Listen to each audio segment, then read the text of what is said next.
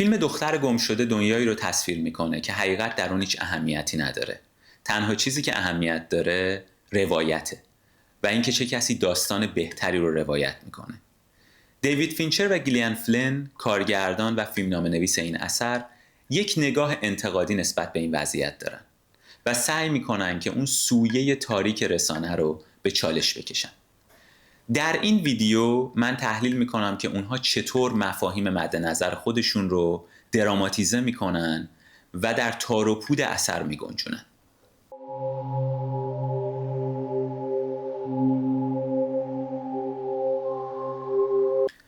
دختر گم شده داستان مردی به نام نیک دانه که همسرش در 5مین سالگرد ازدواجشون به شکل مرموزی ناپدید میشه.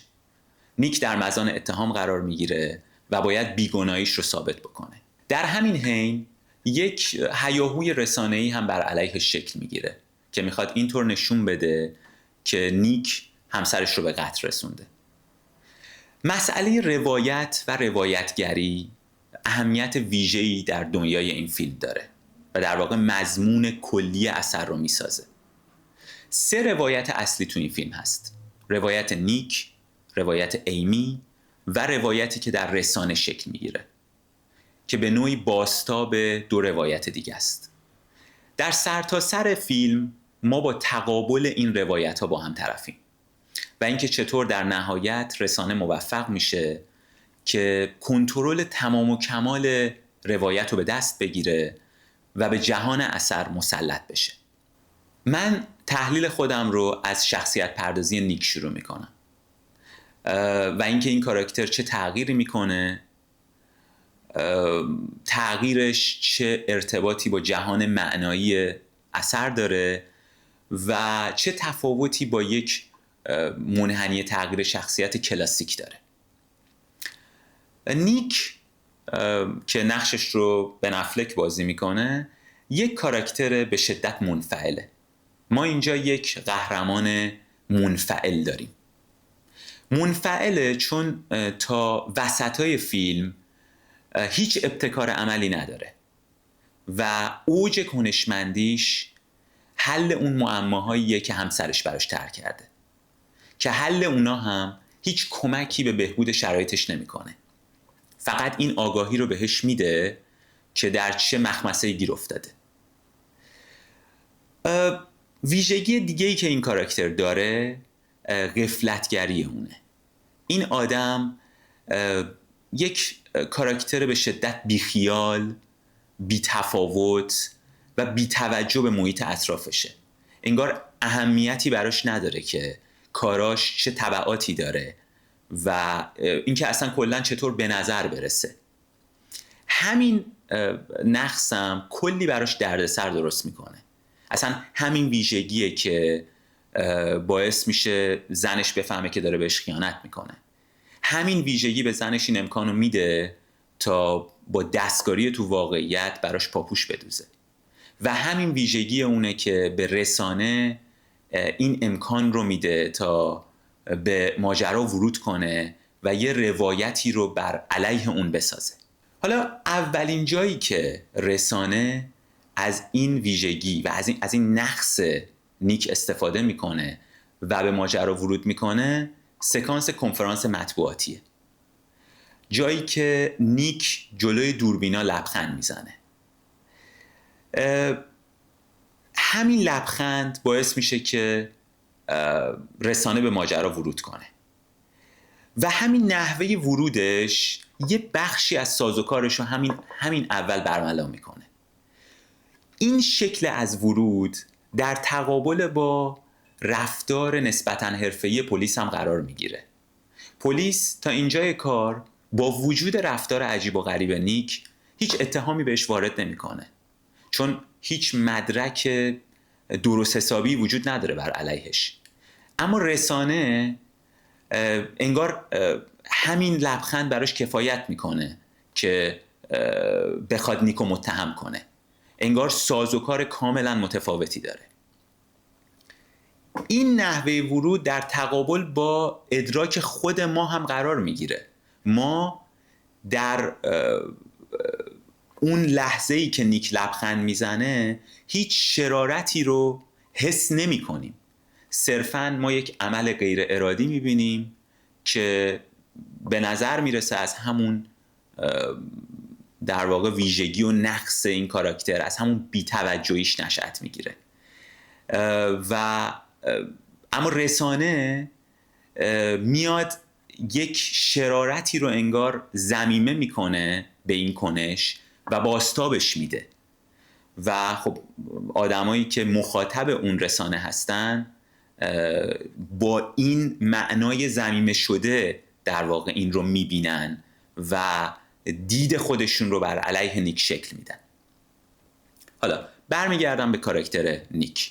نیک بعد از اینکه میفهمه در چه مخمسه‌ای گیر افتاده و بعد از اینکه میفهمه که در این ایالت مجازات اعدام هست، تغییرش از انفعال به کنشمندی شروع میشه. اولین جایی که ما نشونه هایی از این تغییر رو میبینیم جاییه که یک زن میخواد با نیک سلفی بگیره. در ابتدا وقتی درخواست میکنه از نیک به سیاق در واقع همیشه بر حسب عادت و اون ویژگی هایی که داره اول باز قبول میکنه که سلفی بگیره، اما بلافاصله پشیمون میشه و سعی میکنه که اشتباهش رو جبران کنه. اینجا نکته جالبی هم که هست همین در واقع تلاش اون خانم برای گرفتن عکس با نیکه. این مسئله به نوعی جهان معنایی فیلم رو هم گسترش میده و در واقع مخاطبان رو هم وارد این دایره میکنه. نیک متهم به قتل همسرش، به این مشهوره، به این در شبکه‌های اجتماعی ترند شده. اما انگار به نظر میرسه برای اون زن فرقی نمیکنه که نیک این آدم به چه چیزی شهره است. صرفاً ترند شدنش در فضای مجازی، در شبکه اجتماعی باعث میشه که اون بخواد که در کنار این آدم دیده بشه و شاید از اون شهرت به نحوی بهره ببره. حالا نقطه اوج در واقع این تغییر نیک و جایی که این در واقع این تغییر کامل میشه سکانسیه که نیک داره برای مصاحبه تلویزیونی آماده میشه. در اونجا نیک داره به همراه خواهرش و وکیلش دارن سعی میکنن که یک نسخه ترحم برانگیز از نیک ارائه کنن، یک نسخه وانمایی شده دروغین که بتونه اذهان عمومی رو در واقع بچرخونه به سمت نیک، اذهان عمومی که تبدیل شدن ظاهراً به هیئت منصفه در واقع این پرونده. اینجا این منحنی تغییر شخصیت، این حرکت از انفعال به کنشمندی و غلبه بر اون نواقص کامل میشه. اما حالا این تغییر چه ارتباطی با جهان معنایی اثر داره؟ این ارتباط برمیگرده به همون چیزی که این تغییر رو تعریف میکنه، همون چیزی که نمود و جلوه این تغییره، یعنی فرایند روایتگری. نیک با شرکت در این فرایند، با شرکت در این بازی روایتگریه که تغییر میکنه و به یک انسان کنشمند تبدیل میشه. اما حالا این الگو، این منحنی تغییر شخصیت چه ارتباطی با، چه تفاوتی در واقع با یک الگوی کلاسیک داره؟ در یک الگوی کلاسیک تغییر، وقتی که تغییر کامل میشه و کاراکتر به اون نواقصش در واقع غلبه میکنه، معمولاً به یک انسان بهتری تبدیل میشه.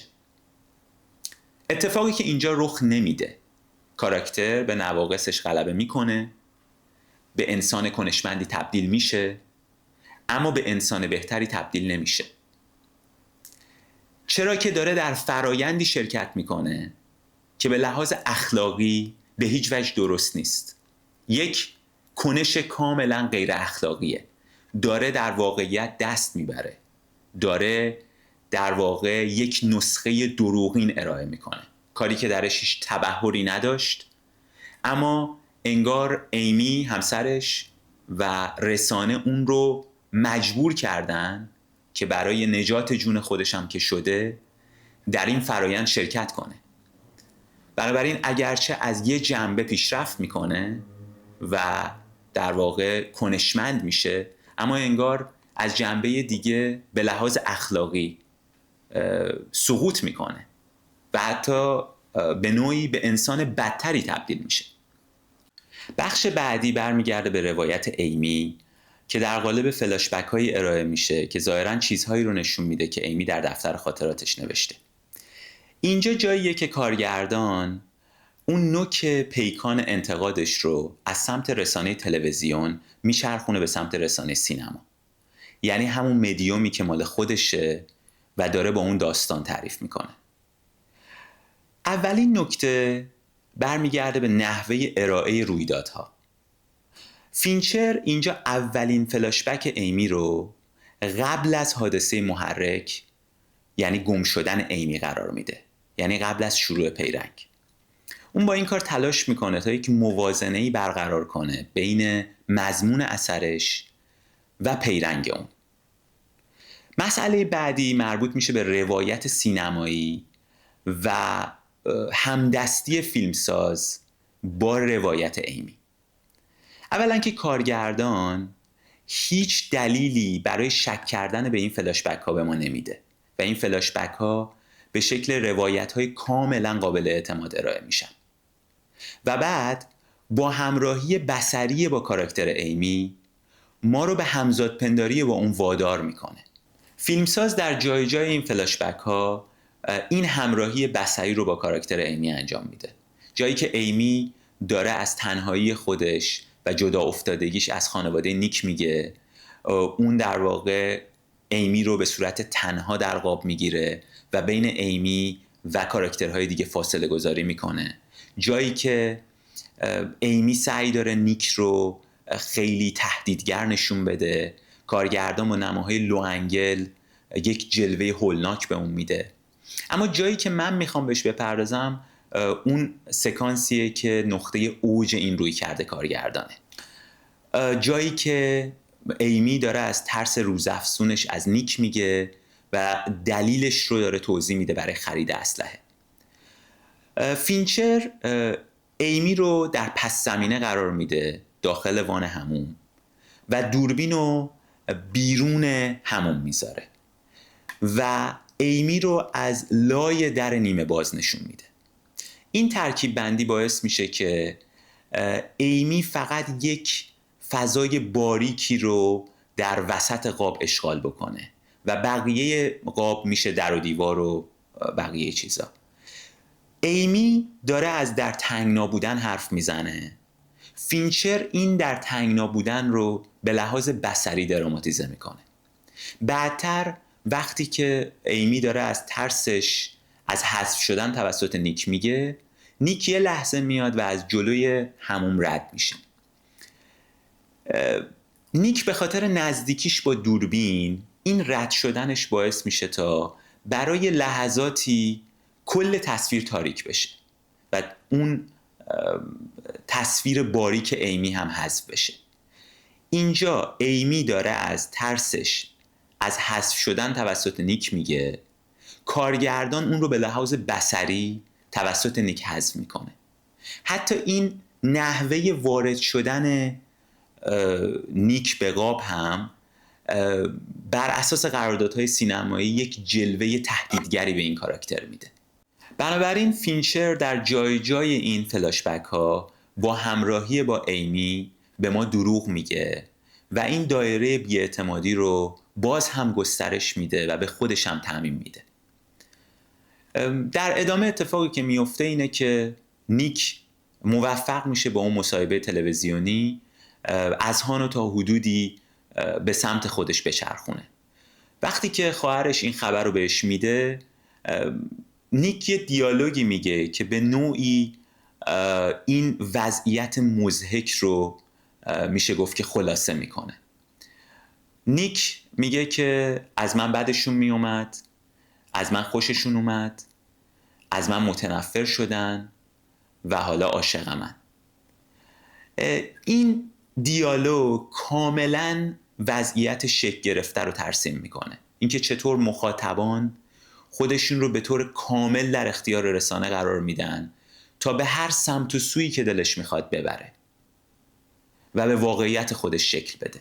در پایان اون روایت ساخته شده در رسانه انقدر بر جهان اثر مسلط میشه که هیچ جایی برای حقیقت باقی نمیذاره و اون پلیس متعهدی که به کمک نیک و وکیلش به حقیقت پی برده نمیتونه بر اساس اون حقیقت عمل کنه و اون رسالت حرفه‌ای و انسانی خودش رو انجام بده، چرا که به نظر میرسه که ما با دنیایی طرفیم که حقیقت در اون هیچ اهمیتی نداره و تنها چیزی که اهمیت داره یک روایت بی‌عیب و نقصه.